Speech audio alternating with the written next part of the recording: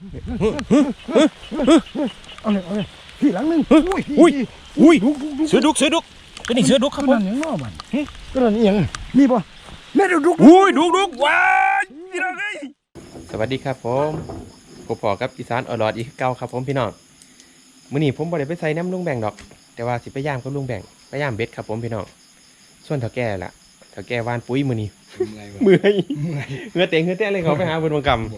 ลุงแบ่งเฮาครับผมพี่น้องครับดีครับไปใส่ไว้แล้วใส่ไม้ไหนเนาะแถวผมรอปลาบ่เร็วปลายางค่อยปลายางค่อยโอเคไปต้องไป2เป็นยังครับไปผู้เดียวยานพี่หลอกถ้าไป3นี่ถ้าแล่น2คนสิเหลือคนนึงเด้แม่นเลยเรียนบ่ทันมื้อนี้ถ้าแล่นคนนึงสิเหลือ2มันก็โอเคอยู่เด้ถ้าแล่น2คนนี่ไปเบิดเลยแย่เลยครับผมพี่น้องครับติดตามดูเด้อพี่น้องเด้อเขาฟัง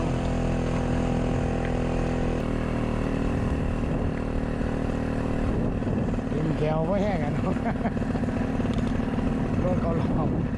ล่องรอแย่ๆน่ะถึงที่ไม้แล้วครับผมพี่น้องโอ้ยขี่รถน้ำลงแบ่งเก่งเก่งนี่อย่างเก่งสิด้วยอย่างเก่งเลยเนี่ยก็เห็นว่าสายตาบ่ค่อยดีขี่รถก็กลางคืนตา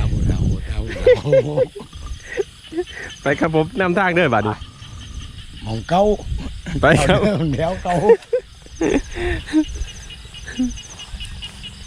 จะบ่อนำเลยฮะจะบ่อนำเลยทำไปใช่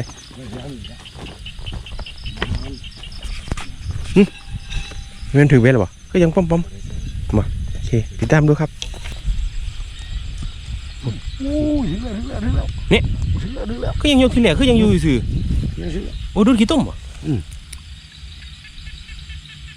นะมันรู้สมองมันมาต้อมมือถือบ่บัวป้าโอ้โอ้สุดยอดแท้เลยโอ้ยสำของลุงแบ่งนี่พี่น้องเอ้ยโอ้ยโมกี่ลายวันนี้เนาะโอ้บ่กระช่างดิโอ้เลี้ยนเนี่ยตัวเล็กแหกมันเท่าเนาะโอ้ยให้ไปกินตัวหน่อยหาตัวใหญ่ละติดตามดูนะครับผมได้ยินเสียงมันบ่อนอยู่หันโมเมนถือกี่บ่ต้นนั้นใส่บ่ต้องไฟผมไหมโอเคผมได้ยินเสียงอยู่ทางนั้นเอากินตัวหน่อยนะมักตัวหน่อยตัวใหญ่มันหยาบเนาะหยาบเป็นหยาบเรียนอยู่กินตัวน้อยไปเยี่ยลุงแบกเยี่ยนดีนี่เอ้ยยาแต่มันได้เกี่ยวได้ลักษณะแบบนี้ไปแล้วโบยูครับไปล่ะทำใจเลยมาซาโพดบ่นั่นเป็นบนไปแล้วโอ้ยตัวเป็นไงเนาะลักษณะแบบนี้บ่งเดียวไอ้สิไงก็พอหวานอยู่โอ้เอาไหมครับผมพี่น้องครับโอ้ยฝนตกเด้อพี่น้องเอ้ยฝนตกมันตกคือต้นหายแล้ว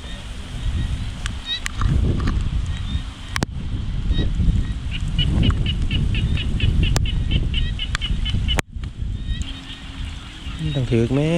ได้ยินเสียงบ่อนปั่น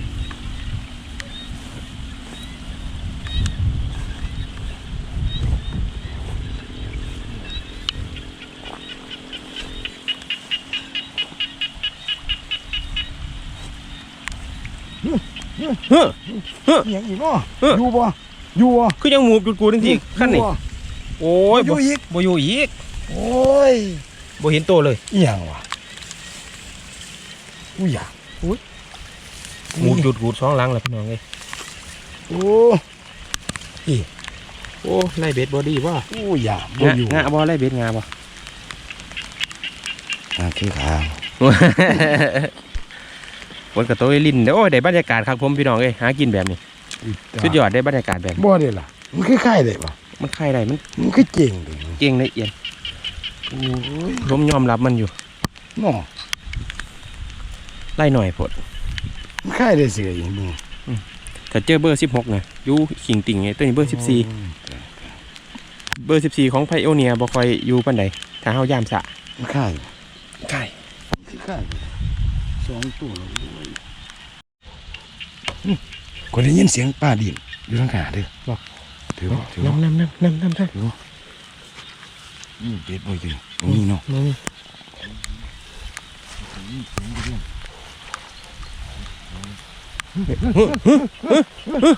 เอาเลยพี่หลังนึง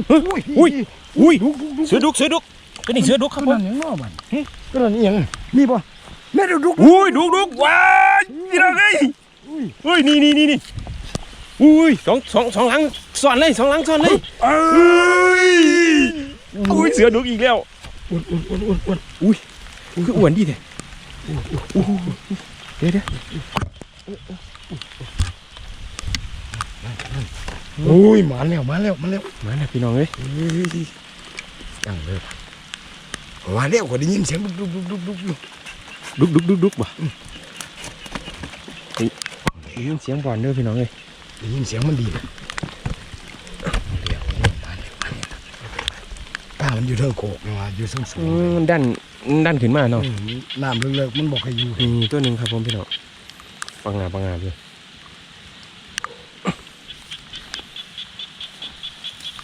อุ้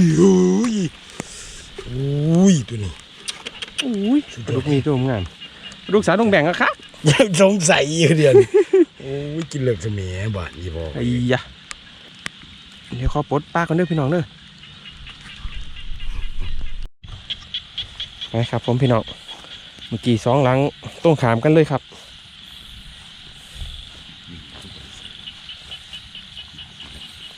ยัง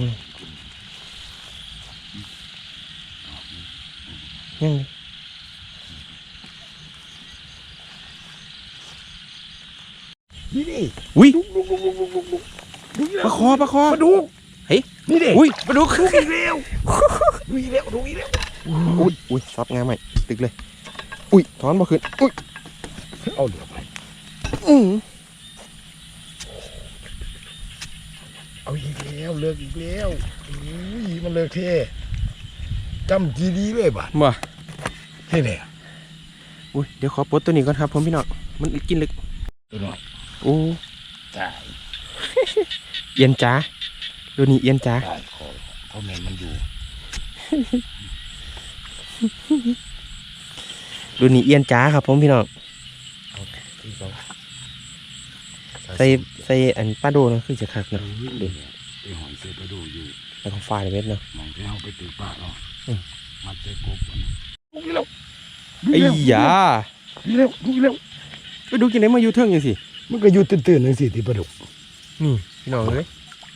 ฮึบนี่มันกินลึกอีกแล้วบอกโอ้ อุ้ย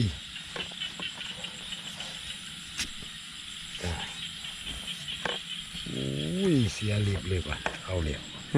เอาติดก้านจบ เดี๋ยวผมขอปลดปลานี่ก่อนครับเอา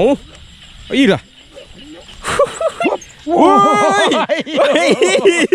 โอ้ย โอ้มันตัวใหญ่ดิ โอ้ยดุนได้ถือเบ็ดเอาเบิดละมือนี่โอ้ โอ้ยเอา โอ้ยโมอยากไงจ้ะจัดไปกำลังไง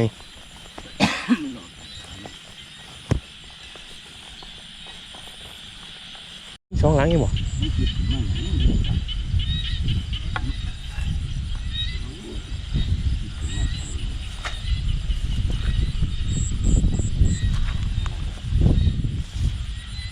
มีอีกบ่ลุงเมี่ยงเสียงมันดิ่นแห้งเลยทั้งพุ่นอุ้ยนั่งได้ล่ะอุ้ยของเทะเอาอีกแล้วโคโลเลยอุ้ยไม่ผิดหวังอีกแล้วครับ นั่นเป็นยังดึงสายเย็บไป เฮ้ยเอ้าทั้งนี้คือพันอุ้ยถืออีก ก็ถือกี่บ่ ว้ายอุ้ยนี่ เอาขึ้นมาก่อนอุ้ยจะดึงโอ้ย พี่น้องเอ้ยมาเป็นคู่เลยอุ้ย2 หลังต้องขามกันเลย ฝีมือไหว อุ้ยสุดยอดแห่งวะอุ้ย ฝีมือลุงแหว่งใส่แล้ว ถ้ามึงมีป้าบ่ถือกันนี่ มันแมนเลยเอา ได้แต่ป้าดูกับบาทนี้ปลาคอไปใส่เบิด เอาไปดูเวลา โอ้ยเพิ่นนำเอาป้าเพิ่นคืนจนได้ มันสิไปใส่ หรือบ่ตัวนี้บ่ลึกตัวนี้บ่ลึก ไปใส่ โอเคเดี๋ยวผมขอปลดตัวนี้ก่อนเด้อพี่น้องเอ้ยมันคักมื้อนี้แล้วการใส่เบ็ดเด้อพี่น้องเด้อถ้ามันถือเฮาต้องเย็บออกไปอีกจังหน่อย ใส่ตื่นๆเลยพี่น้องปลาดุกมันขึ้นมาเล่นน้ำตื่นๆในช่วงนี้ เป็นหยังครับ เพราะว่าน้ำไม่เนาะมันสิหนีขึ้นมาหากินอยู่แถวน้ำตื่นๆเขาต้องหาหมองใส่ตื่นๆปลาดุกสิถือดีถ้าน้ำเลือกป้ามันสิบ่อยู่เลยมันสิขึ้นมาหากินน้ำ ก็คือว่าน้ำลึกน้ำมันไหลลงไปหมองลึกๆเนาะ แม่นป้ามันสิขึ้นมา ป้ามันต้องดันน้ำขึ้นมา หาอยู่หมองตื่นงั้นน้ำตื่นๆน้ำน้อยๆ น้ำเจือ น้ำ ท่วมล้างตีนนี่งานนี่น้ำท่วมล้างตีนครับผ มั ม นสิ พี่น้อง ใส่ตื่นๆไว้ป้าปลาดุกส่วนมากมันสิขึ้นมาสิ แล้วใส่เหงื่อนี่เหงื่อแปะดินเลยเห็นปะสูดลง น แบ อบ นน้ำดินเลยต้องนอนให้มันนอนสบายนะอันไปเห็นหอยอยู่มันโอ้ยมันเป็นตะยานได้หอยคอมัน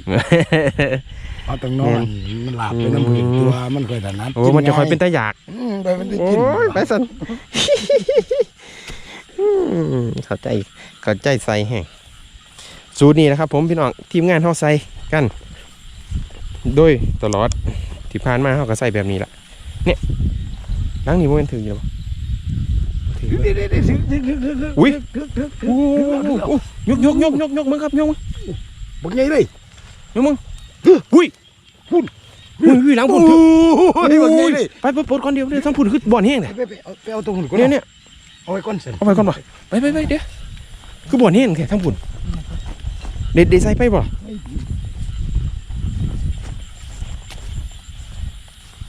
เฮ้ยนั่งนี่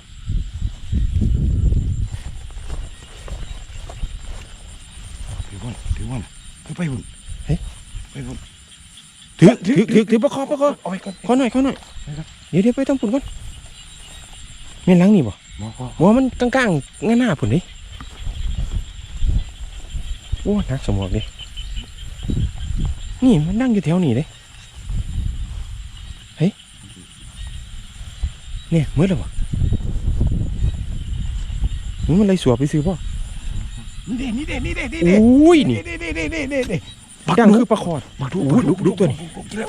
นี่พี่น้องอุ้ยบัวพาดนี่ อุ้ยใครเนี่ย สุดยอดเลยพี่น้องเอ้ย กินบ่ได้นี่มา เอาละพี่น้องเอ้ยสุดยอดเลยครับผม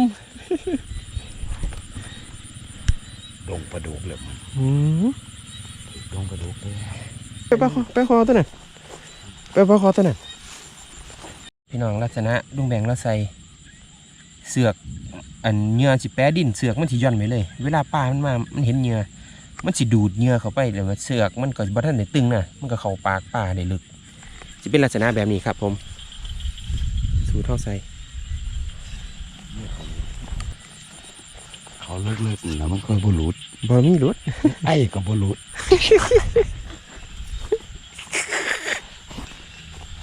นี่ตัวนี้ปลาคอนี่ปลาคอบ่ใหญ่หรอกครับผมพี่น้อง ตัวนี้เขา กำลังใหญ่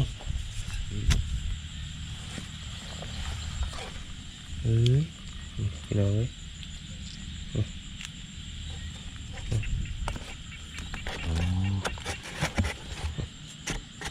หมดแล้วครับผมพี่น้องเบ็ดสุดล่ะ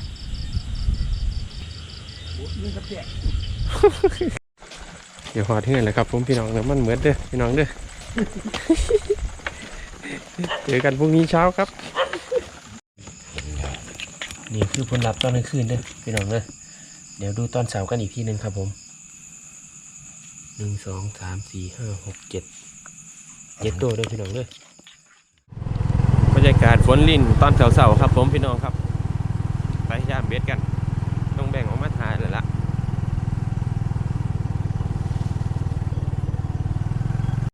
อยู่บ่ เป็นไง เกี่ยวเขาอุ้ยปลาดุกโอ้นั่น โอ้เนี่ยน้ำมันลึกอยู่ตัวละโอ้ได้ ได้หนึ่งนะครับผมเช้านี่ โอ้หลุดอุ้ย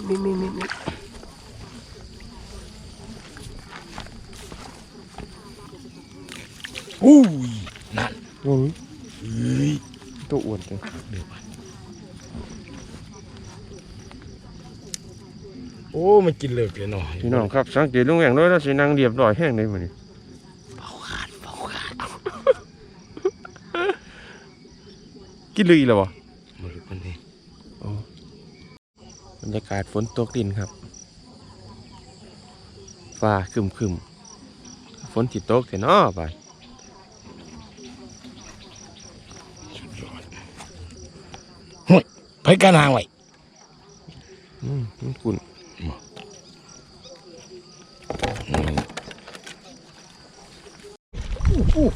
ไปยังไปอุ้ยดูซะหน่อยดึงมันขึ้นมาโอ้ย โอ้ย ใหญ่แข้งพี่น้องเอ้ยหัว หัวใหญ่เลยน้องมันอุ้ยเกือบหลุด เกิดรุดบ่ปล่อยให้มันอ้วนก่อนบ่ บ่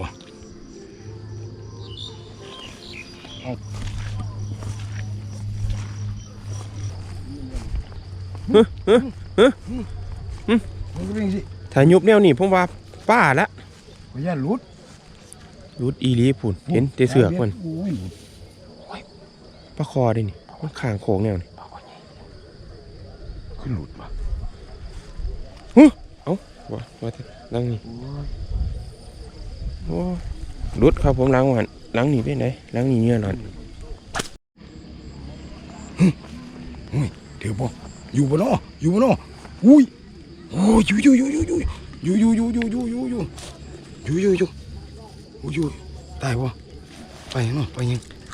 โอ้ยปลาดุกเ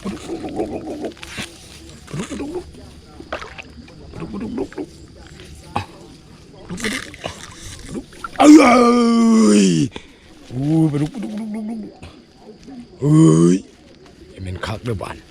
มานี่เลยครับทำเต็มแล้วครับมือนี่โอ้มือขึ้น7มือนี่3เป็น10แล้วครับโอ้ยสุดยอดเนี่ยพ่อเอ้ยแม่เอ้ยปลาดุก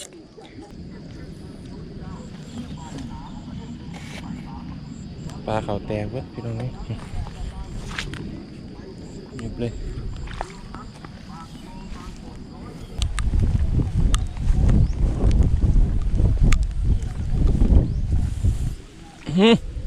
พุ่นตัวนี้กับของเด้อพี่ตัวพี่ เอาป้าก่อนไปยัง อุ้ยปลาคออุ้ยตัวใหญ่เติบเยอะเดี๋ยวอุ้ยคักเลยว่ะ นี่อุ้ย โอ้ย โอ้ตัวกำลังงามกำลังอ้วนเลยพี่น้องเอ้ย ตัวนี้บ่ดินต่ำๆ ตัวนี้นะถิ่นห้องยางมาอย่างนี้ เกือบหลุด เดี๋ยวลูปลาขาวให้เราก่อนปุ๊บ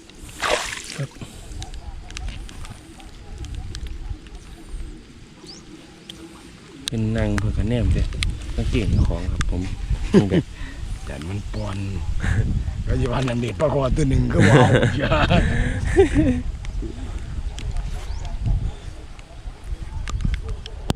ปลาคอน้อยปลาคอน้อยไม่เอา โอ้ยกำลังอ้วนเลยดูนี่ สมีที่แพร่ตากแดดเนาะแพร่ เสียบ ตากแดดทอดโอ้ยเสียบแห้งข้าวเหนียวนอน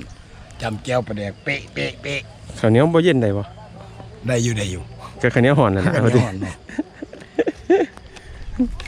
ตั้งนี้บ่ถือกับ